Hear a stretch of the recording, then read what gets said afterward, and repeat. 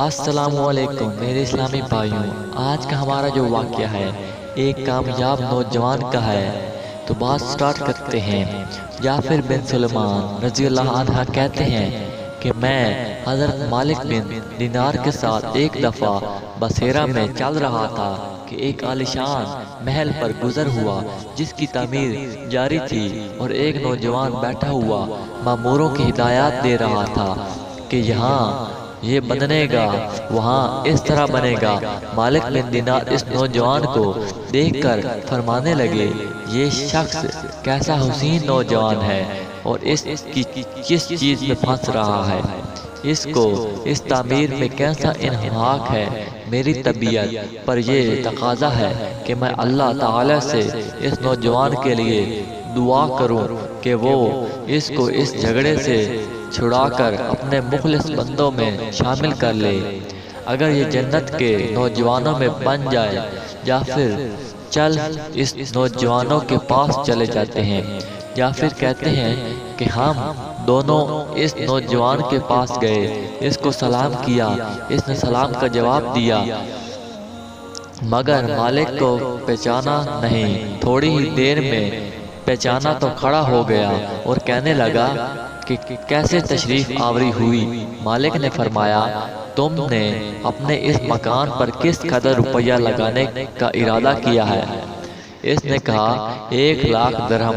مالک نے فرمایا، اگر تم یہ 1,00,000 درہم مجھے دے دو تو میں تمہارے لیے جنت میں ایک مکان کا ذمہ لیتا ہوں جو اس سے بدرجہ بہتر ہوگا، اور اس میں حشم خدم بہت سے ہوں گے۔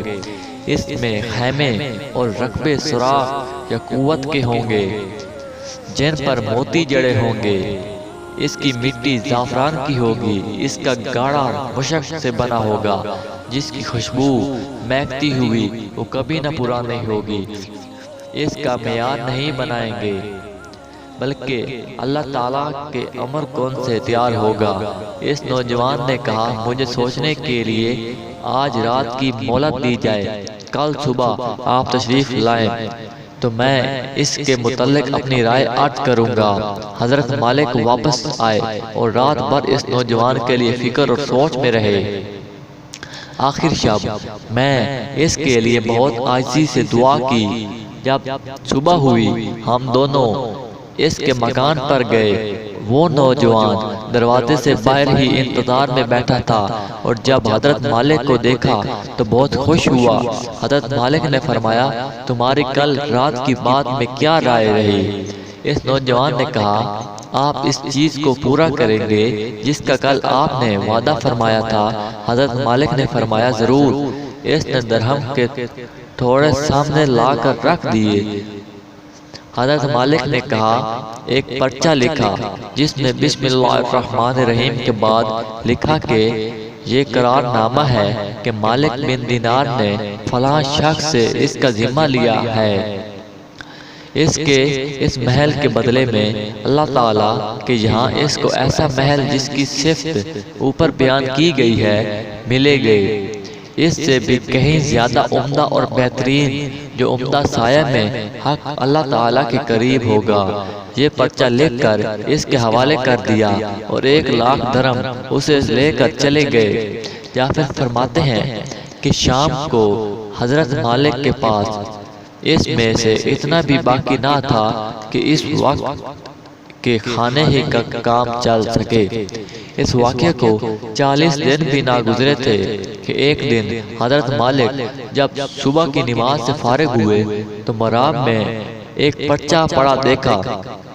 یہ وہی پرچہ تھا جو مالک نے اس نوجوان کو لکھ کر دیا تھا۔ اس کی پشت پر بغیر روشنائی کے لکھا ہوا تھا کہ یہ خدا جل شانہ کی طرف سے مالک بن دینار کے ذمے کی برات ہے۔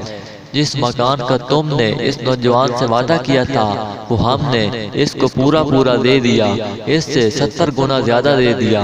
حضرت مالک اس پرچے پر پڑھ کر مطمئن سے ہوئے۔ اس کے بعد ہم اس نوجوان کے مکان پر گئے تو وہاں مکان پر سیاہی کا نشان تھا جو سوگ کے طور پر لگایا ہوگا، اور رونے کی آوازیں آ رہی تھی۔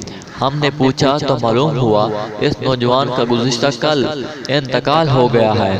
ہم نے پوچھا کہ اس کا غسل میت کو کس نے دیا تھا؟ اس کو بلایا گیا۔ ہم نے اس سے اس کے نہانے اور دفنانے کی کیفیت پوچھی۔ اس نے کہا اس نوجوان نے مرنے سے پہلے ایک پرچہ دیا تھا اور کہا تھا کہ جب تو مجھے نہا کر کفن پہنائے تو یہ پرچہ اس میں رکھ دینا۔ میں نے اسی کو نہانے کفنایا اور وہ پرچہ اس کفن کے اور بدن کے درمیان میں رکھ دیا۔ حضرت مالک نے وہ پرچہ اپنے پاس نکال کر اس کو دکھایا۔ وہ کہنے لگا یہ وہی پرچہ ہے، قسم ہے اس ذات کی جس نے اس کو موت دی، یہ پرچہ میں نے خود اس کے کفن کے اندر رکھا تھا۔ یہ منظر دیکھ کر ایک دوسرا نوجوان اٹھا اور کہنے لگا کہ مالک آپ مجھے سے 2 لاکھ لے کر مجھے بھی یہ پرچہ لکھ دیجئے۔ حضرت مالک نے فرمایا کہ وہ بات دور چلی گئی ہے، اب نہیں ہو سکتا، اللہ تعالیٰ جو چاہتا ہے وہ کرتا ہے۔ اس کے بعد جب بھی مالک اس نوجوان کا ذکر کرتے تو رونے لگتے اور اس کے لیے دعا کرتے۔ حاصل بے شک دنیا کی عمارتوں میں کچھ نہیں رکھا ہے، یہ سب فنا ہونے والی ہیں۔ عقل مندی ہے کہ انسان اپنے لیے عمارت اس جگہ جنت میں بنائے جہاں تعمیر ہمیشہ رہے گی۔ اللہ کرے اس واقعے سے ہمیں بھی سبق حاصل ہو، آمین یا رب العالمین۔